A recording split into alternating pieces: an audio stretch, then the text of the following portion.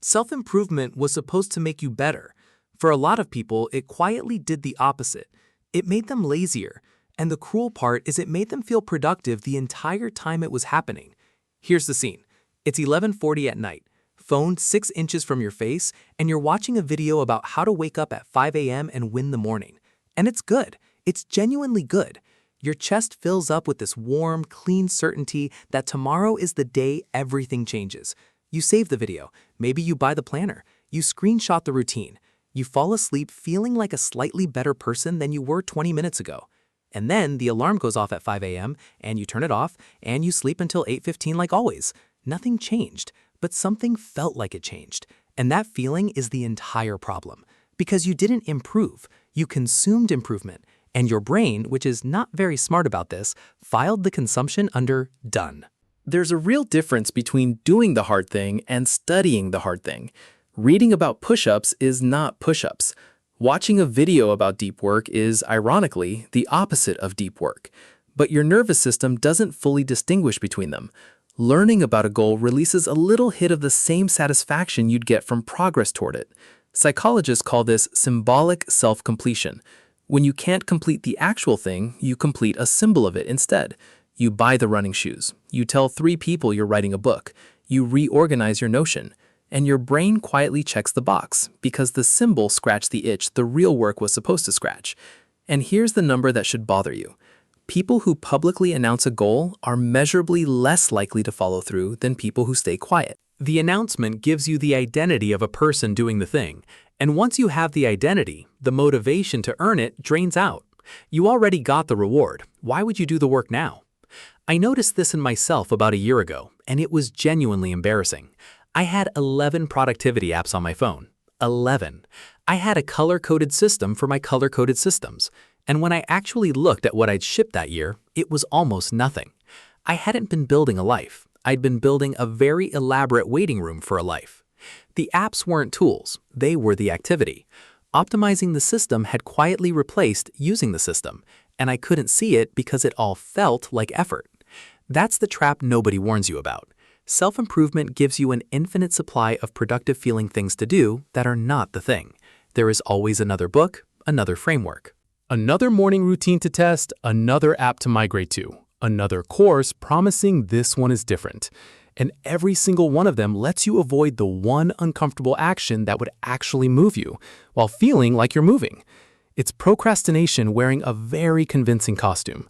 It's the only kind of procrastination that comes with a certificate of completion. The standard advice makes this worse, by the way. Just learn more. Read a book a week. Never stop growing. Growth sounds unarguable, but growth with no output isn't growth. It's hoarding. You're stacking information in a room you never actually walk into and calling the stacking a lifestyle. So let's name the 3 types of self-improvement that reliably make you lazier because they don't look the same from the inside. Type 1. Consumption disguised as preparation. You're going to start, you just need to research first. One more video, one more expert opinion. The book before the book. Preparation feels responsible, so you can do it forever with a totally clear conscience, and you'll never once feel like you're avoiding anything. You're not lazy, you're thorough. That's the story anyway. Type 2.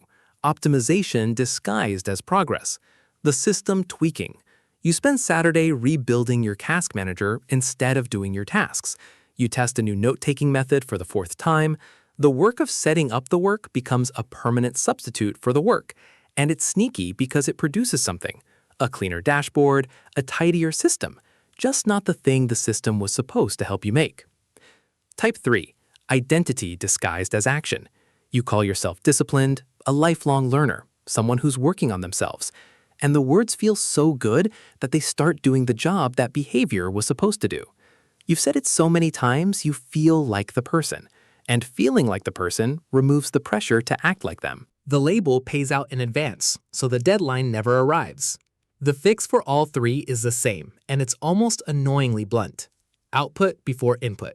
You don't get to consume more until you've produced something with what you already have. You've watched enough. You've read enough. If you took every idea you already own and just did them, you'd be dangerous. The bottleneck was never information. You are not one video away. You've been fully equipped for years and using the equipment as decoration. If you're enjoying this, join our YouTube membership for exclusive perks, early access to scripts, a say in future topics, and a community of people who are, ironically, trying to consume less and do more. Click join below, then close the app and go do the thing. That's the whole membership philosophy, honestly.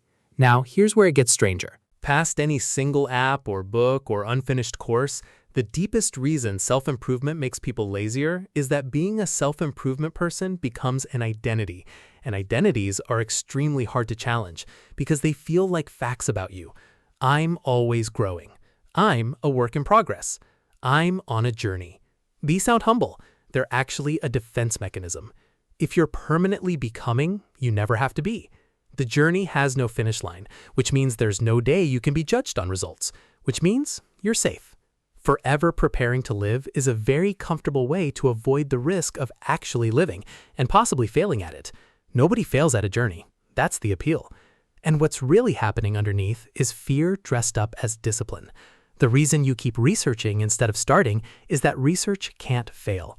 The moment you actually publish the thing, ship the thing, ask the person, apply for the job, you can be rejected. So you stay in the warm bath of preparation, where you feel like you're moving and nothing can hurt you, and you call it being serious about growth.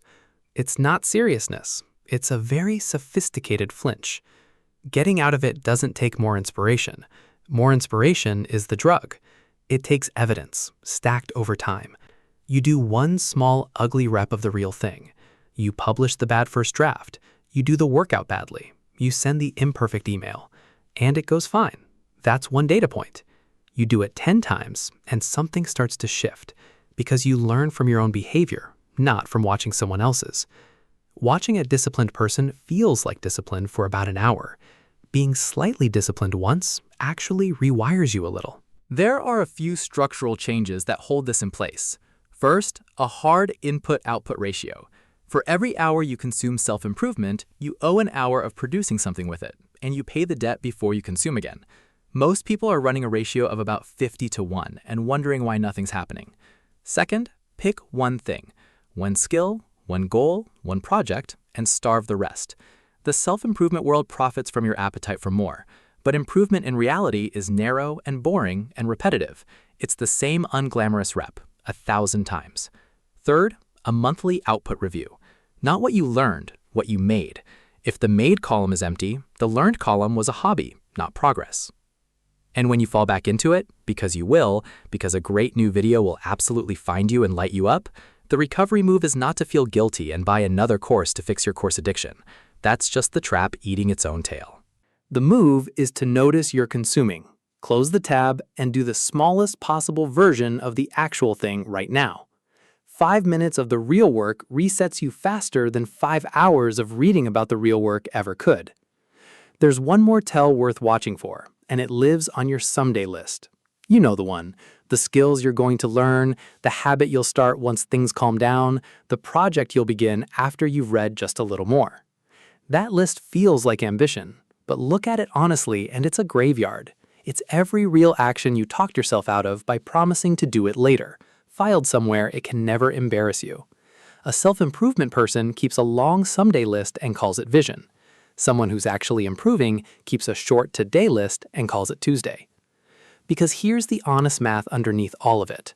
Every hour spent optimizing your life is an hour not spent living it. You polish the system, tune the routine, curate the perfect stack, and you tell yourself it's an investment. But an investment eventually pays out, and this one never does, because you never actually deploy the capital. You just keep counting it. You've built a beautiful, frictionless, color-coded machine for producing the feeling of a better life without the inconvenience of a better life. And the feeling is real, which is exactly why it's so hard to give up. So here's the whole thing stacked together. Consuming improvement is not improving. The reward comes from the symbol, so your brain stops chasing the real thing. Preparation, optimization, and identity are the 3 costumes procrastination wears when it wants to look impressive. Output comes before input, always. The way out isn't inspiration. It's ugly evidence, stacked. And the version of you that finally gets somewhere is not the one with the best system. It's the one who closed the tab.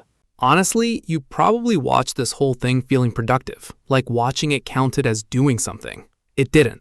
And that's not an insult. That's the most useful sentence in the video, so I'd sit with it for a second before you scroll to the next one. And hey, if this hit a little too close, subscribe and hit that like button. And tell me in the comments which of the 3 types is most you. Be honest.